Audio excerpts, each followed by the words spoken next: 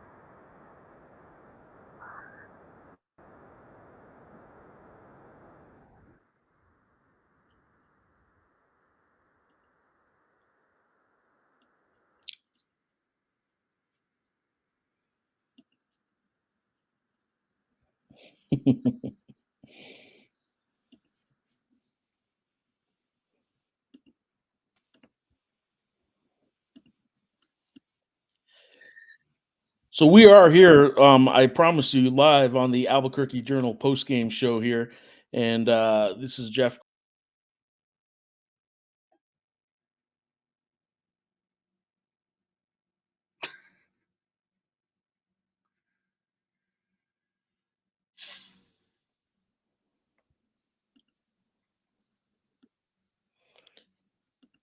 So apparently, Geoff doesn't know how to handle the welcome sign.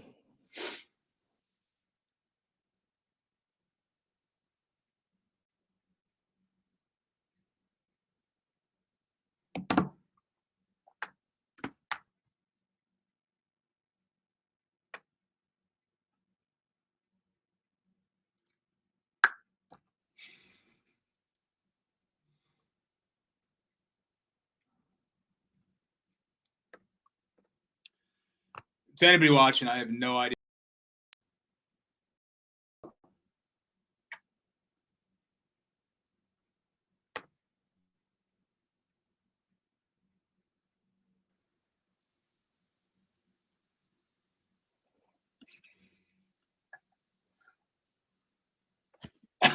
There you are. How you doing, buddy? I guess on live air isn't when you're supposed to be testing out all the things in StreamYard. So Well, hi, Geoff. Thanks for having me on, man. Can you hear me okay? I can hear you okay, except that I also have our video on a separate screen here, and I was testing some things out. We are here. Lobo football played tonight. They lost to Fresno State 38-21. You did the post-game press conference. I guess let's just start with the real generics like we always do. Some general thoughts and then kind of what the mood was in the locker room downstairs. I know you're at the press box now, but we'll start with that. But then I have some thoughts because as I said last week, and I think everyone sort of agreed, the first three games were one chunk of the season. I think tonight there was some disappointment in how they performed largely. 17-point loss to a really good Fresno State team, but I don't think they were in it at any point. And that was disappointing because I thought they would be more competitive than they were. I know they fought to the end, all that's good, but your general thoughts on the game and the reaction in the locker room. Yeah, so in terms of my general thoughts, I'll start at a point that I typically hate talking about, and I hate writing about it. I despise writing about penalties. I despise writing about officiating. I know fans always love to talk about it. It is not that fun, or it's really just not great to write about in general. And I don't think officiating is quite why they lost this game. I think officiating certainly hurt them from kind of knocking on the door late. I'll rewatch the game later tonight and a little bit more tomorrow, and we'll take a look at, the holding call, I believe, that kind of wiped the Trujillo TD from the board, the offsides on Chavez on that kickoff. I don't know the last time I've seen an offsides on a kickoff team before. But, yeah, I'll interject on the offsides. I didn't see the offsides. Look, an onside kick, you're obviously in a pretty kind of desperate situation anyway. You're trying to mount a comeback. May not have happened. I didn't see an offsides. I don't. He didn't touch the ball. He wasn't offsides on the kickoff. I thought that was a blown call. It was a blown call in a still a very unwinnable overall, unlikely winnable situation. But I do think that was a blown call. I think it was a blown call too, and Mendenhall kind of indicated post-game that he thought it was a blown call as well. He made it pretty clear, and I don't know if the broadcast showed him on the sideline kind of talking with the refs during that thing. You could see him on the sidelines from the press box kind of making his point that he didn't think that was an offsides, but that's what they went with in the end. But at the same time, that is a school record tying 17 penalties for, I believe, 122 yards. 16 penalties last week against Auburn. We probably have to retract something, an earlier story. We were told by UNM that 16 penalties in a single game was the school record, and it turns out it isn't. And I don't think anybody is particularly thrilled that they have a reason to find out that is, in fact, the school record here. Just a lot of, some of the holding calls are really rough. The defensive offsides, there was that one drive. I don't remember it was in the first half. I don't remember exactly what point. But there was a pretty significant holding call that made it a lot easier for Fresno. Just a lot of pre-snap stuff, during the play stuff. Obviously, after Gabriel Lopez was ejected after throwing a punch, kind of in the red zone, and I think they ended up holding Fresno State to a field goal there. But regardless, you really can't have that. That's not a serious operation at that point. Linebacker Jaden Wilson was also ejected for targeting. I haven't rewatched that play. I'll rewatch it later, and it'll definitely get brought up in a notebook. But that's the second time that's happened this season for Jaden. It looked like the right call to me. Yeah, if it happens again, he's going to have a 1-game suspension automatically. Mendenhall, on the note of a lot of those penalties, kind of said some of it is coaching, some of it is execution. And he kind of pinned the blame on himself in the sense that, I need to be better. We need to be better as coaches and make sure that guys are in a good spot. But in terms of what are you going to say? I don't disagree with the coach who says we need to put him in a good spot. The targeting penalty was a targeting penalty. I don't think that's coaching. I think it was a bad penalty. Gabe Lopez throwing a punch, he threw a punch. He was getting the business given to him down on the bottom of a pile to start all that.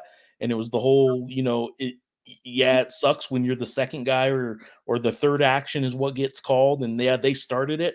I got kids that start fights and the other one gets in trouble for retaliating too. He threw a punch. That stuff's not coaching. That stuff's players letting their coach down and letting each other down. And frankly, it's the first time this season that I really think the Lobos looked like the Lobos of old, because even though they were 0-3, I thought they showed real good promise in how they kept their poise for 3 games. And now I'm not going to jump off the cliff here and say that they fell off a cliff necessarily. I think they played a really good Fresno State team. But yeah, 17 penalties, throwing a punch, targeting, a silly targeting that was really well after the play in my mind too. All that kind of stuff is not showing the poise you showed your first 3 games. Yeah, and one of the things that Mendenhall said is that he's like, I want an aggressive football team. I want a team that can play through the whistle and that will do that. But there's almost a disconnect between the mindset of we're going to be really aggressive and we're going to play through the whistle, and hey, we're not going to be reckless in terms of how we play and put ourselves in positions where we're going to, get whistled for a school record time amount of penalties. That against an opponent that, frankly, you just can't have that. I think Fresno State's clearly in that caliber. One of the other things that, you found interesting, I thought, and I think we talked about this in the live last week, I thought that UNM made some semblance of progress against Auburn, a probably kind of stinky Auburn team, but a very talented Auburn team regardless, that had a lot of advantages over UNM. But, that really wasn't something that Bronco talked about. Bryson Taylor kind of talked about a little bit. Tonight, Bronco said, hey, I thought we made progress defensively.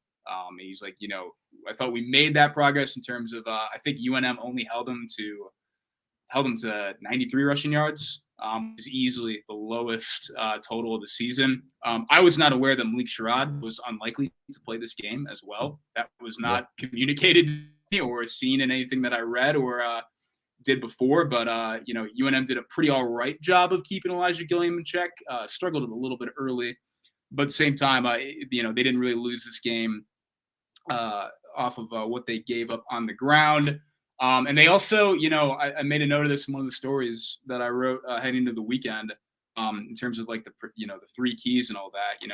This year, Mikey Keene was throwing deep a whole heck of a lot more than he did last year. And UNM didn't get beat a whole lot deep this game.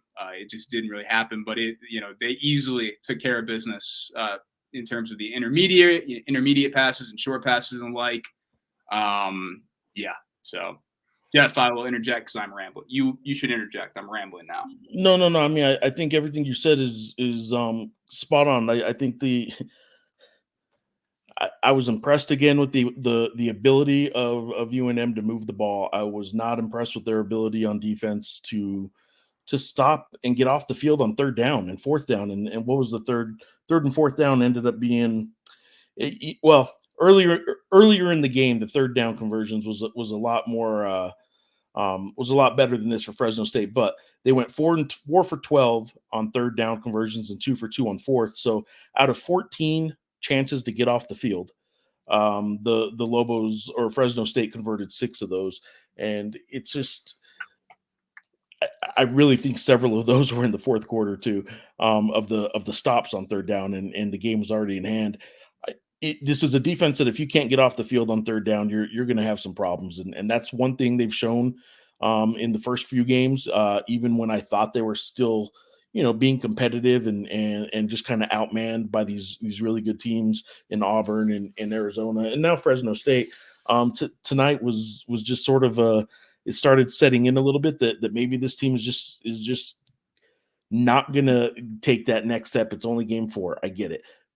But for where they should be in game 4, I still haven't seen much improvement in terms of playing smart on those third down situations and fourth down situations.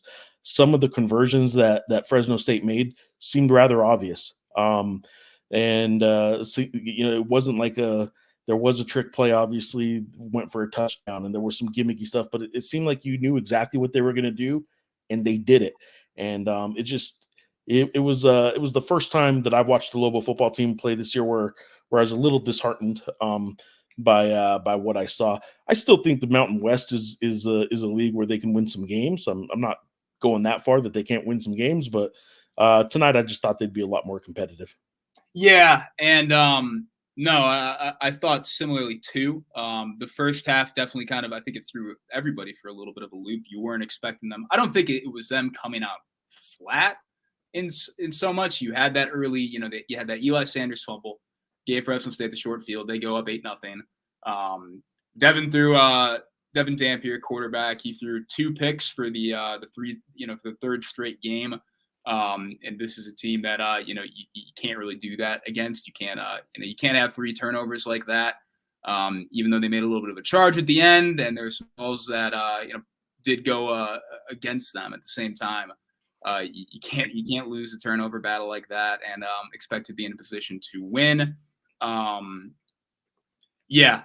I think also for me, more and more, the deeper we get into the season, this is not a slight on Luke Weissong either. 10 receptions. That's the first time a UNM receiver has had double-digit receptions since 2011. I don't know I think it was Ty Kirk. I think he was the last one to do it. It's not a slight on him. Hugely important in the offense. Ryan Davis did some nice things tonight. Nick Trujillo. He had that TD wiped off on that holding. I don't know if that was a great holding call or not. I got to go back and watch it. He kind of, put himself in position to make some plays late. But it still feels like there's, UNM is still kind of scratching and clawing and trying to find a way to get playmakers involved. It's just not totally working there. Caleb Medford is a guy that we've all kind of been watching for, 2 receptions, 25 yards, not a huge impact on the game, honestly.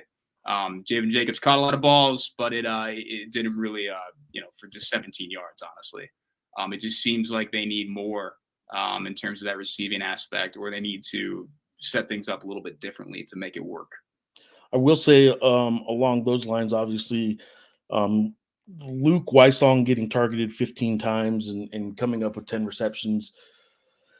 It's going to be tough to maintain that if all season long, if that's the case, because it is an offense that seems like it's at its best and working at its best when it is just spreading it out, and you don't know if they're going to go left or right, although they seem to go left quite a bit today. They went short field on the short hash a lot. But anyway, I did like to kind of turn around, the concerns into something I did like tonight was I thought the use of the option with Devin in particular, running the ball and keeping it on the option worked really well. I don't know if that was just necessarily something that sound off here, but I don't know if that was something that they just saw with Fresno State specifically, or if that's something they can start working on a little more and calling that a little more. Where I've said it before. I think the offense has been doing great, but what I haven't seen a whole lot of is Devin getting out and running And he did this twice. I should have had it queued up quicker, but this was him in the third quarter on that option and just keeping, and he got a first down there. In the second quarter on that final minute drive, right before the end of the half, he did it twice. And I think they could use this a little bit more.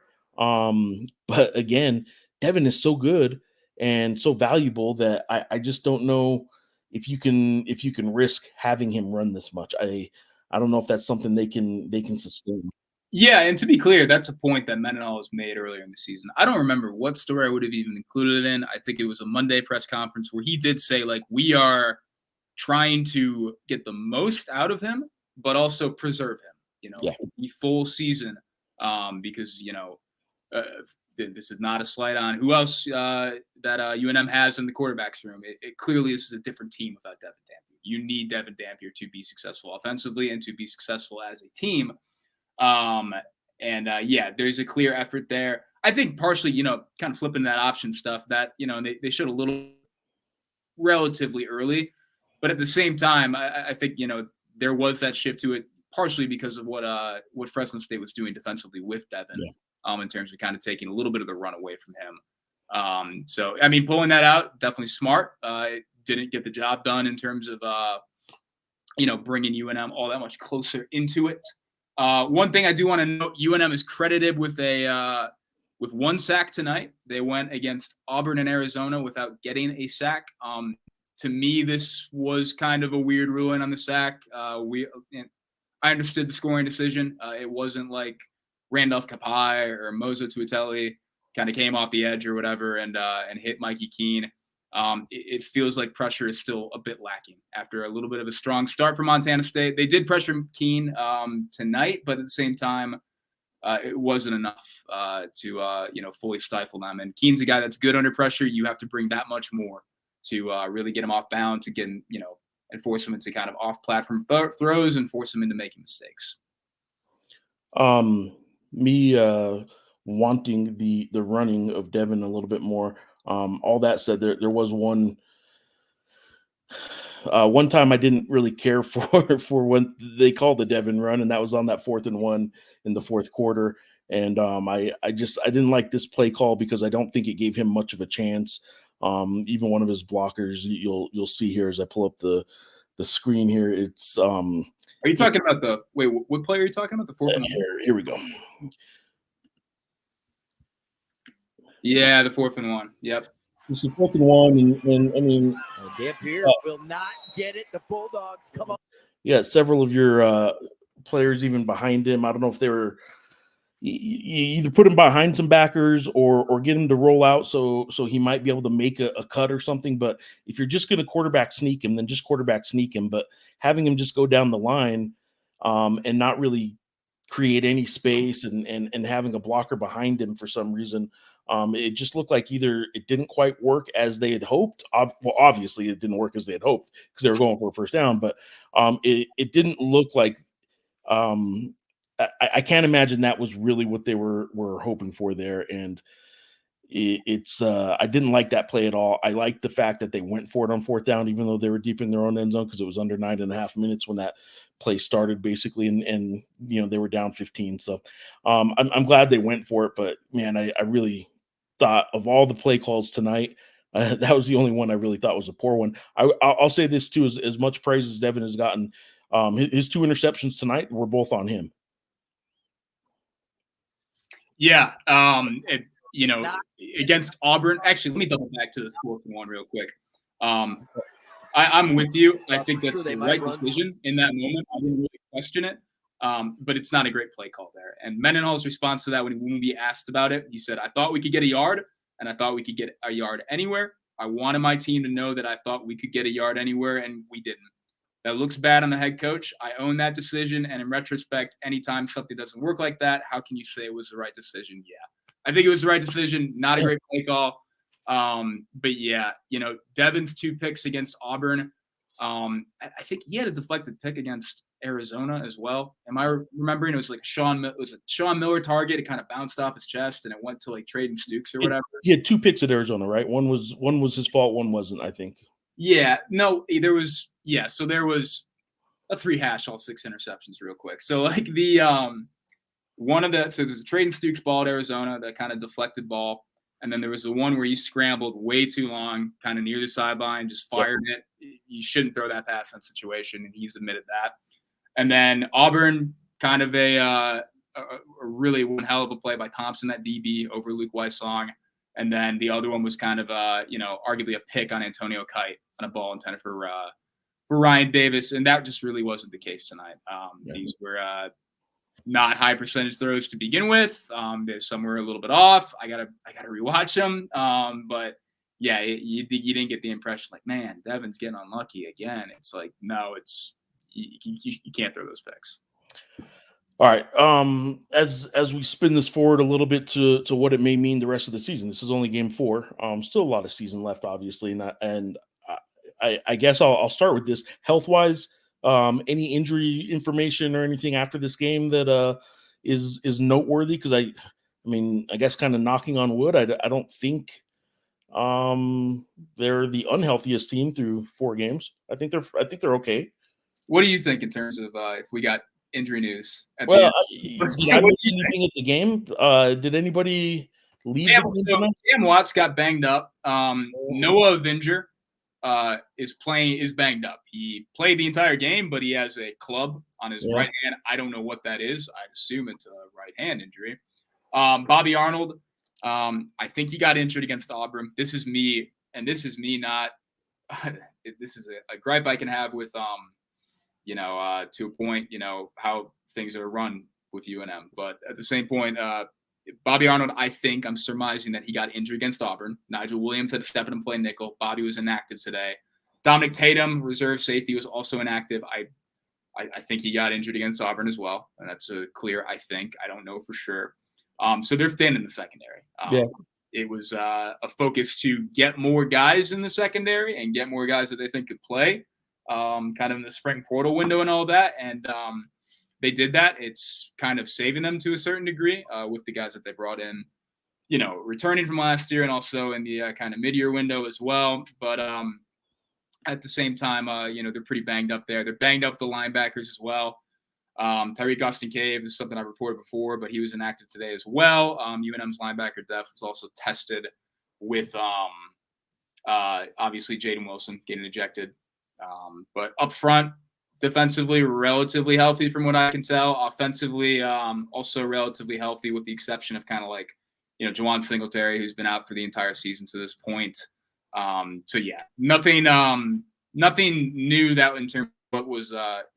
in terms of what was communicated to us about injuries. But those are kind of the observations I have from tonight. And those aren't, as you kind of noted, that's in college football, they don't really have to. They don't have daily injury reports that they're required to adhere to, kind of like the NFL and stuff like that. So I don't think that's going to change at any point, and that's fine. That's their prerogative to handle it however they want to handle it. I will say it's a little frustrating sometimes when the team you're covering or following or fans are paying to go see. When you show up and you're surprised by injuries or people kind of banged up, sometimes you wish you'd have a little more transparency on that. I get the strategy behind not talking about it. Doesn't change the frustration that some people have with it. Anyway, I would say overall that I'd say this is still a relatively healthy team through 4 games. I'm looking around the Mountain West a little bit, and let's take a step back from this game specifically. And I don't know how much of the other games you followed or how much of the other games you were able to watch before this game. Here are some of the Mountain West scores from today. Just scrolling through them, a couple games still going on, but Boise State's obviously just blowing away an FCS team. Hawaii right now still early they're in the first half, but beating an FCS Northern Iowa team.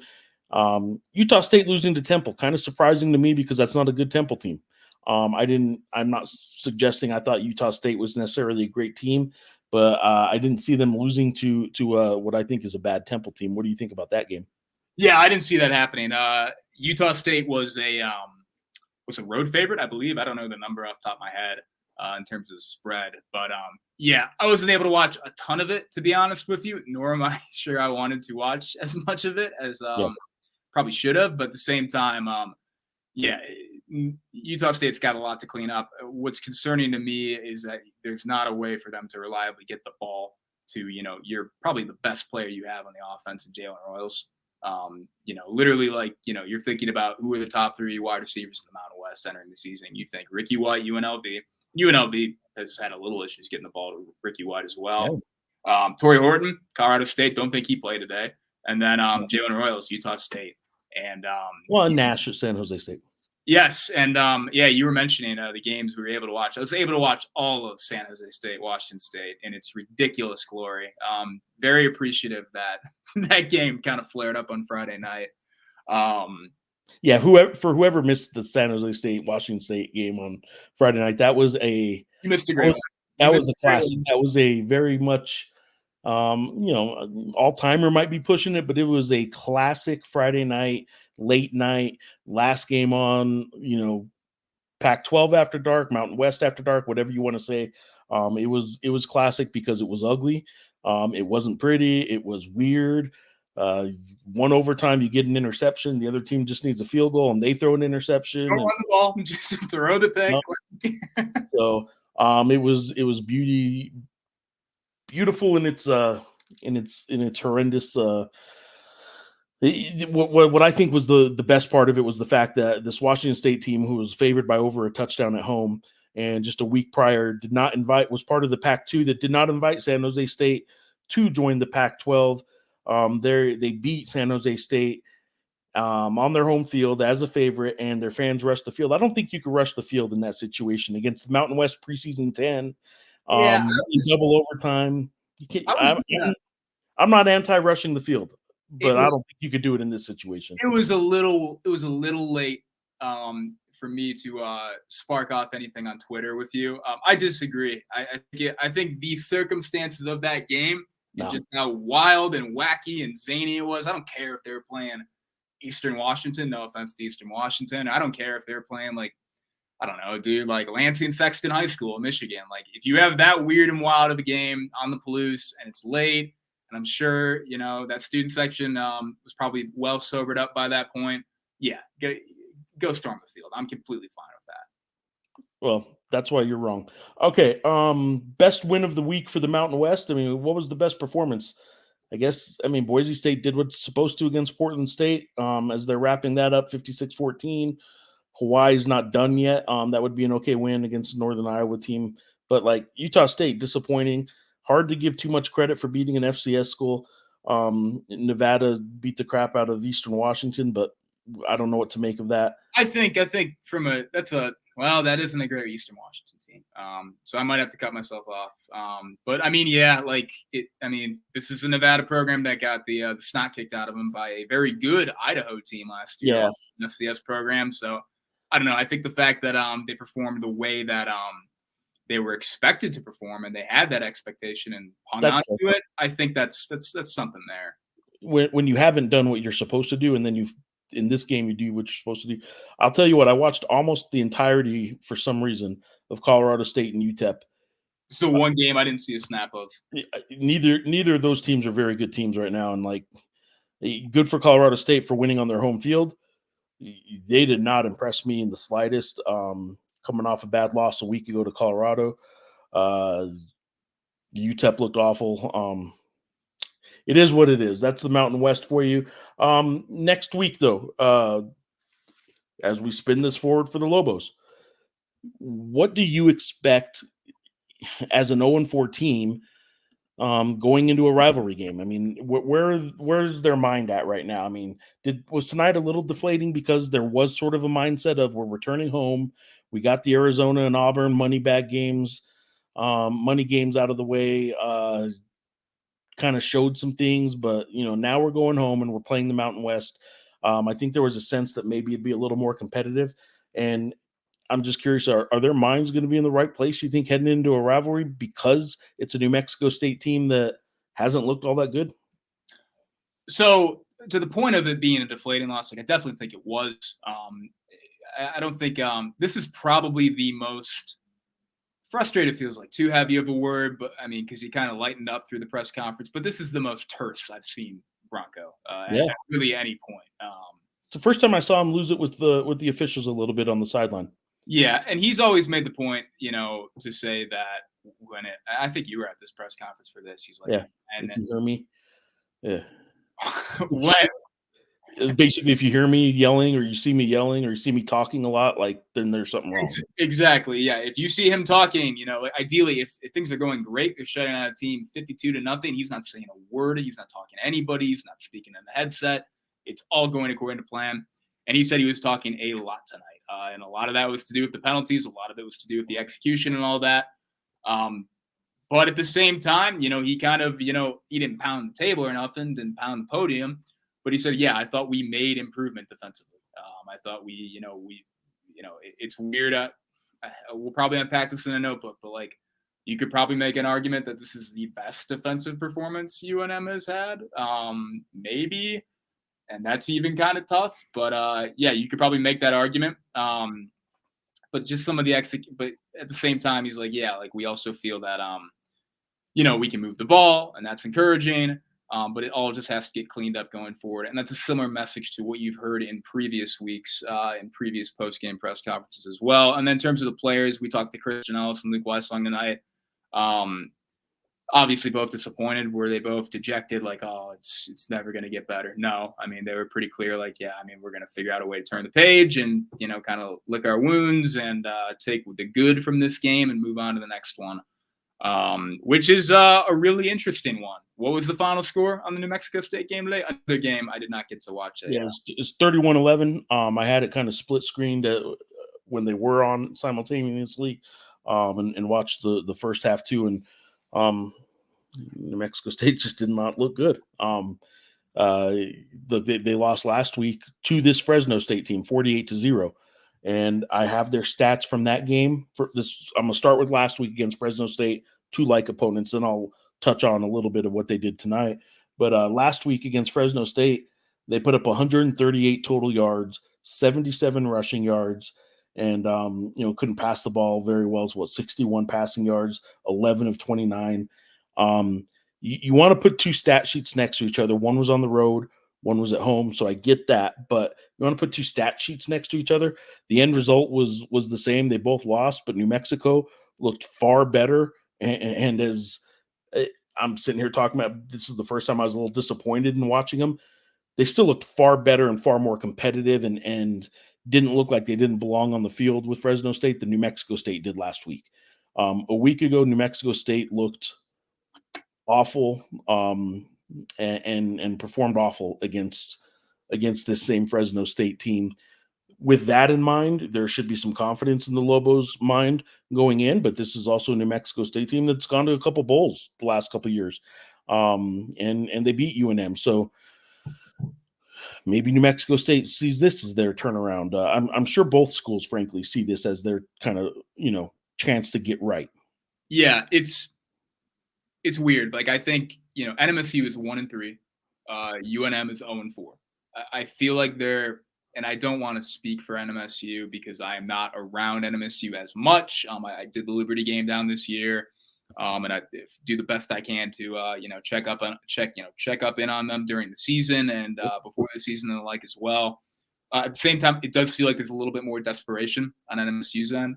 UNM, it's you're winless. You don't have that one win, but you have kind of been able to stack some progress heading into this game. And I don't know what progress NMSU has really made, especially in terms of the offense from the start of the season to now. I covered the Liberty game down in Cruces. I was really, really, really impressed with the defense and what Joe Morris did that night in terms of the plan they put together and what guys like Buda Paletti did in terms of executing that plan. And obviously, a defense is going to struggle a bit when an offense can't stay on the field. You're just going to get tired. You're going to get worn down. And I don't know how much, tonight was that kind of model. But at the same time, it seems like New Mexico State's a little bit rudderless right now. But definitely, I think they are going to be looking at this game as a get-right game. And this is not a game that they're certainly going to downplay in the slightest. I think everybody's going to really embrace this rivalry this next week. want to show you, I don't know how well you can see it on the screen there, but I'm going to read off some stats from their Sam Houston loss today. New Mexico State had 152 total yards. They rushed for 78 yards, passed for 74 yards. Starting quarterback, Wake Forest, I believe, is where he transferred from. Wake Forest, yeah. Yeah, Santino Fourth Marucci. guy or fourth or third guy in the I room. think he's their third guy. I think he's their third guy. Yeah. Could be their fourth, though. You would know better. No, because it's who is it? It's McConnell. McConnell, the UTEP guy. He was the fourth guy, I think. Yeah, I think that's right. Yeah. So he went 14 of 29 for 74 yards, a touchdown, and 2 interceptions. Sam Houston quarterback threw 2 interceptions too, but they weren't really trying to pass the ball. They were running and running well. And I was a little surprised to see it's not that Sam Houston racked up. It wasn't a 500-yard total offense kind of game for Sam Houston. It was 382, but it was still, they were in control early and kind of just got to keep the Aggies off at arm's length the rest of the game. And I was surprised now for 2 weeks in a row. Frankly, not much offense and not much defense from a New Mexico State team that I didn't think would struggle this much under Tony Sanchez. I did, and I've told you, I did think they were going to have a drop-off even if Jerry Kill stayed there. I didn't see them continuing to play at the level they were playing at, and they lost so many players. But I'm still a little surprised that the Aggies, frankly, have looked as bad as they did or have so far. They had the one good game. Yes, they beat Southeast Missouri, but the one good game in my mind was how competitive they were with Liberty. And these last 2 games just have not looked good at all. Yeah, I walked away from the Liberty game thinking like, okay, well, if you set up game plans to get more consistency out of the quarterback and higher percentage throws, and you really get the run game going, because I think McGowan, I like that back a lot. Mike Williams as well, the Buffalo transfer out of that backfield too. He impressed me in person as well. It's like, you do have pieces here, but it just has not come together over the last 2 games. So yeah, that was talking New Mexico State on the UNM post-game show. I will say real quick for the 4 people maybe watching that care about this, Liberty is losing right now in the 4th quarter to East Carolina. What a day for the 24-21. What a day for the G5 playoff contenders. Memphis lost to Navy. Liberty is down right now. Western Illinois, who just beat Notre Dame, they lost. Northern Illinois. Whoa, I was gonna say. Whoa. Western Illinois, that's right. Get your direction. Western Illinois is one of the worst programs like in FCS. Northern Illinois. They lost. They lost to Buffalo. Lembo's first year there. Heck of a win for the boys. I'm going to pull up. I want to give Lobo fans this one update. Montana State did win today. They beat Mercyhurst 52-13. They were 4-0 on the season. That wasn't a bad loss to start the season. In fact, that might have been the Lobos' best game. I would say it was. In fact, I will say is the Lobos' best game was that Montana State loss at home. So, what do you think the Lobos need to do between shore up from this game to be competitive on the road in the rivalry game next week?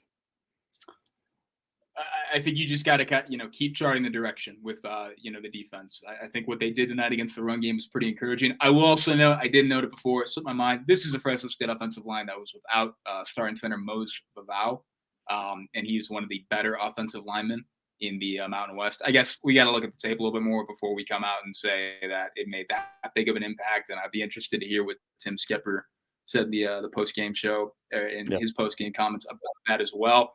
And also not having Malik Sherrod too. That's definitely something there as well.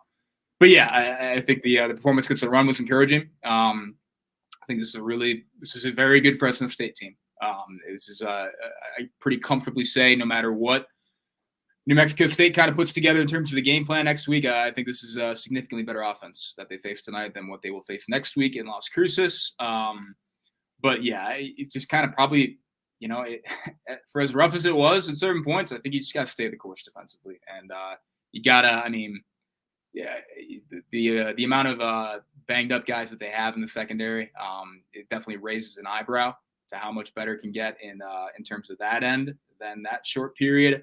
But just stay the course there. Offensively, I think you have to figure out ways to just get more guys involved and just get them more involved consistently. I know I sound like a broken record. I think I've said this on every single post-game show, with the exception of maybe Montana State. I know it's a flow of the game thing. It's about guys who get open and guys that, Devin Dampier has said, the guys that he can trust. But I think you have to kind of expedite that process to a certain degree to be a more dangerous offense and to start hitting more downfield shots, which in fairness, they are able to do today, but just not at a, particularly consistent level, to a point where they were able to roar back into the game with the game against Fresno State. And I guess at the end of the day, it's like you said, I kind of want to expand on this too. It never quite felt like they were really in it. Regardless, it feels similar to me, like it feels like the Wyoming game from last year, honestly, where they kind of had a mad charge at the end, but you never really felt that it was actually going to happen. And tonight I even looked at the scoreboard a couple times. I was like, this is really a 2-score game. Like, this is closer than I'm kind of like feeling in terms of watching this, in terms of what I'm seeing from UNM. So. I was a little bit surprised when I thought they'd recovered that onside kick to realize, like, man, if they happen to go score here, it's a 1-score game, and it could be, crazy epic comeback, because I thought it was pretty one-sided, and yet they did find a way to kind of be almost in position to be in position. Didn't work out that way, but let me ask you this: what do you think the spread's going to be? I know that it's a fool's errand trying to kind of do that kind of stuff sometimes, predicting it, but like, New Mexico State's been so unimpressive. Meanwhile, UNM is 0-4 and going on the road. So I think it'll be a close spread. I want to say the number that is coming to my head right now is like 5.5. But yeah, then, I'd say a little more than a field goal, less than a touchdown, and then I'll bet you it gets bet down to the New Mexico side. And by game time, even though it's on the road, I think it might end up being, if it opens at 5, the Aggies favored by 5, it might get bet down to under a field goal by game time, I think. You think it's going to open with NMSU? I think New Mexico State will be favored at home. Ooh. See, I don't think they'll be favored. I think UNM will be favored, and I think it same thing like you said. I think it gets bet down. But so we're starting at different ends and going towards the middle.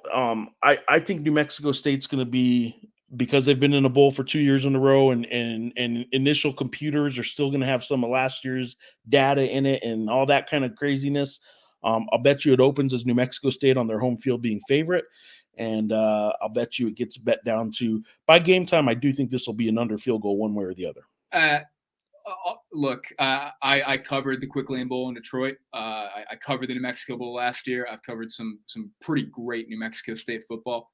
You can't tell me that you can't tell me that the guys at Westgate Superbook in Vegas are looking like, oh, well, come on, man. They were in the 2022 Quick Lane Bowl. Like, we got to give them the favor. No, but they're not watching. Those guys at the Westgate aren't watching every game either. They're putting everything into a computer. That's all they do. So they put data into a computer. I just don't see a world where that ends up happening. And Vegas never overreacts. If it does, and if that is how it happens, man, like, whoever's listening to this, like, go bet the hell out of that as UNM as underdogs. Truly, go bet the heck out of that. And then watch, like, I'm going to say this, and then, like, NMSU is going to play an amazing game. Santino Marucci, 30 for 36 passing. The offense explodes. Cold takes exposed. Freezing cold takes. You're going to old takes exposed. Sorry. Predictions tonight. I predicted a final score yesterday of in the story that was in today's paper of 37-30. Fresno State. Fresno State won tonight 30-38. So good on that end. And beat New Mexico with 21 points on their end. So the Trujillo White TD really kind of killed my prediction there. But yeah.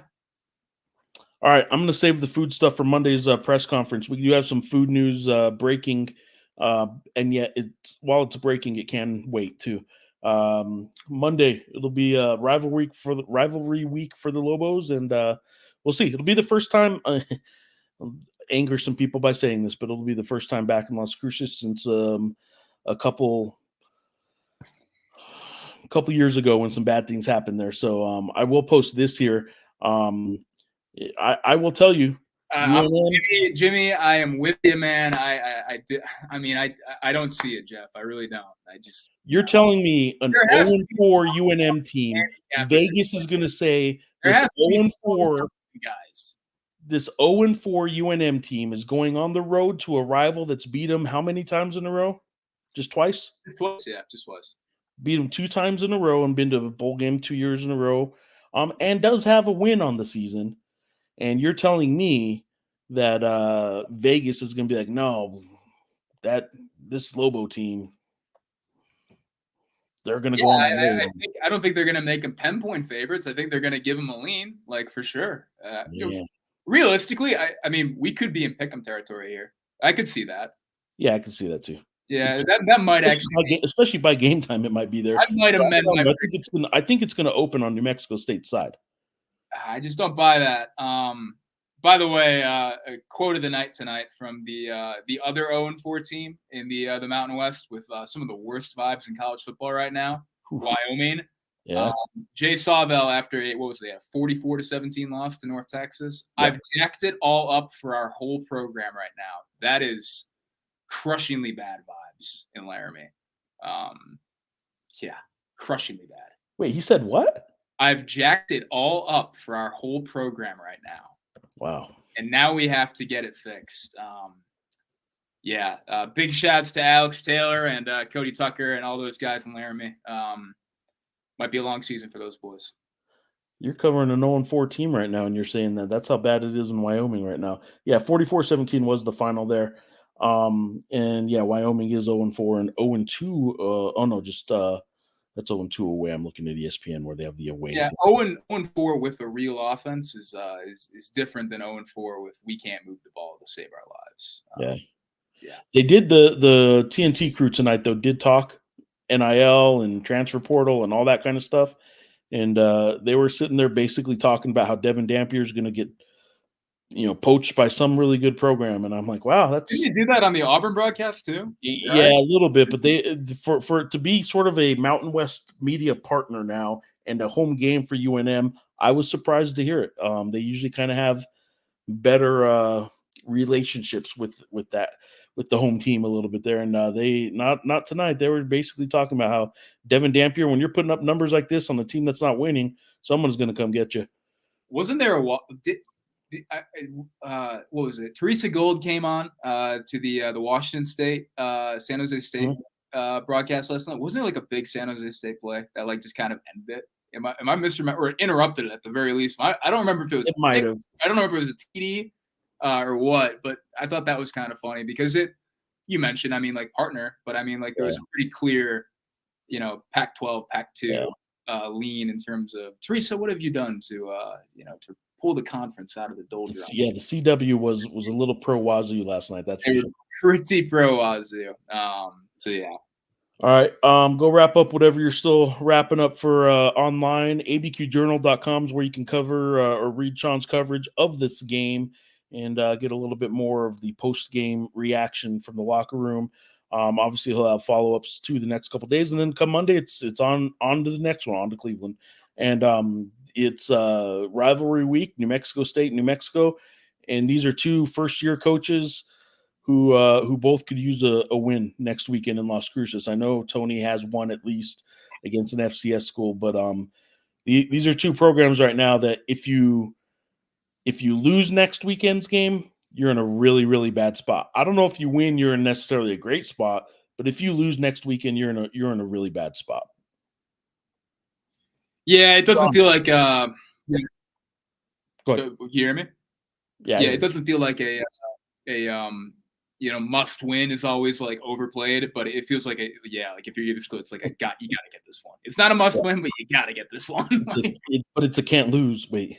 Yeah, exactly. How does that work? The loss is really going to be bad. The win's not going to be that good, but you better avoid that loss. Sean, I appreciate it. And let's see, Monday we will talk about the food this week that you tried for the first time in your life.